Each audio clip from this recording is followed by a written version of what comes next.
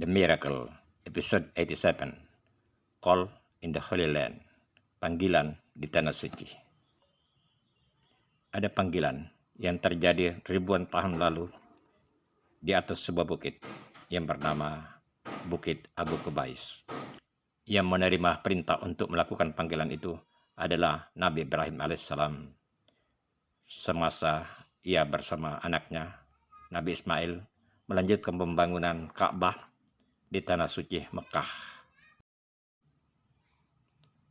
Nabi Ibrahim heran bagaimana dia memanggil seluruh umat manusia dari suatu tempat yang sunyi. Tetapi karena itu adalah perintah Allah, maka dia tetap melakukannya. Panggilan itu dituangkan dalam surah Al-Hajj ayat 27. وَأَذِّن فِي النَّاسِ بِالْحَجِّ يَأْتُوكَ رِجَالًا وَعَلَى كُلِّ ضَامِرٍ يَأْتِينَ مِنْ كُلِّ فَجٍّ عَمِيقٍ لِيَشْهَدُوا مَنَافِعَ لَهُمْ وَيَذْكُرُوا اسْمَ اللَّهِ فِي أَيَّامٍ مَّعْلُومَاتٍ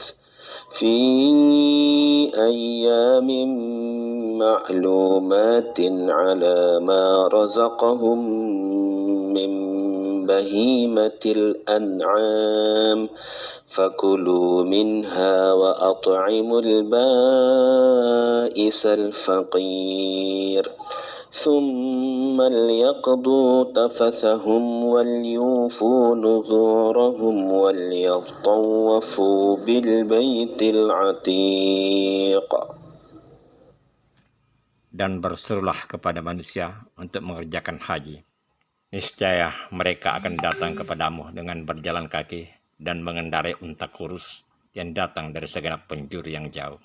Al-Hajj 27. Supaya mereka menyaksikan berbagai manfaat bagi mereka dan supaya mereka menyebut nama Allah pada hari yang telah ditentukan atas rezeki yang Allah telah berikan kepada mereka berupa binatang ternak, maka makanlah sebagian daripadanya dan sebagian lagi berikanlah untuk dimakan orang-orang yang sengsara dan fakir.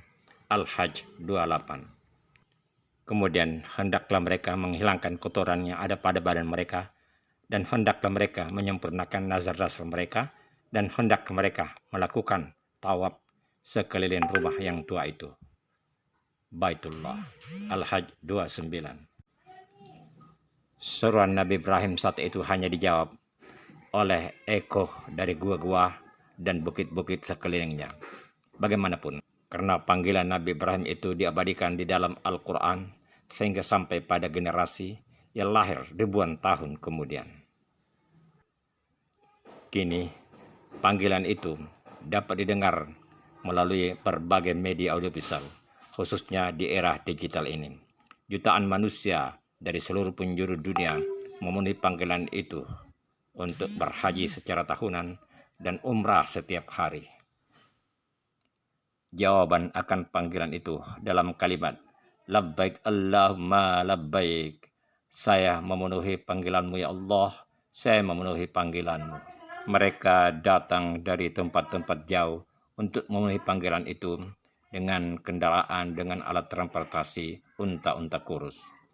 Unta-unta kurus dapat dianalogikan dengan pesawat atau kendaraan bermotor yang pada saat itu belum dikenal. Dinyatakan kurus karena kendaraan itu tidak memiliki daging, hanya terdiri atas rangka besi atau aluminium. Perintah untuk mensucikan diri, memenuhi nazar dan tawaf telah dikumandangkan sejak ribuan tahun yang lalu. Insya Allah ini akan berlangsung hingga akhir zaman. Perintah untuk berkorban, mengorbankan binatang bagi orang tak mampu telah dicontohkan oleh Nabi Ibrahim sejak melanjutkan pembangunan Ka'bah. Sebenarnya Nabi Ibrahim tidak memulai pembangunan Ka'bah, melainkan ia melanjutkan pada pondasi yang telah ada.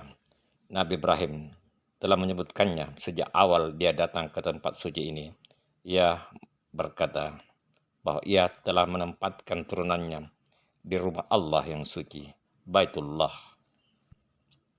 Perintah tawaf telah ada sejak zaman Nabi Ibrahim dan dilanjutkan hingga ke Nabi penutup Muhammad sallallahu alaihi wasallam.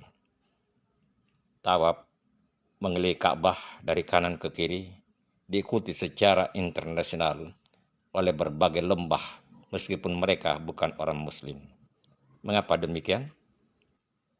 Para penyelenggara lembah menyadari bahwa berputar dari kanan ke kiri mengikuti rotasi bumi sehingga energi yang dikerahkan tidak terlalu banyak sebagaimana kalau dia berputar dari kiri ke kanan. Seluruh planet berputar mengelilingi planet yang lebih besar dengan berputar dari kanan ke kiri. Demikian pula dengan atom. Unsur-unsur atom berputar dari kanan ke kiri mengelilingi inti atom atau nuklis. Jantung kita terletak di sebelah kiri dada, sehingga jika kita berputar dari kanan ke kiri, maka kita melindungi jantung dan tidak mengakibatkan cepat letih. Sebaliknya, jika kita berputar dari kiri ke kanan, maka jantung akan terbuka dan membutuhkan banyak energi sehingga kita cepat letih. Ini adalah sebagian bukti akan kebenaran agama lurus yang dibawa oleh Nabi Ibrahim dan dilanjutkan oleh Nabi Muhammad sallallahu alaihi wasallam.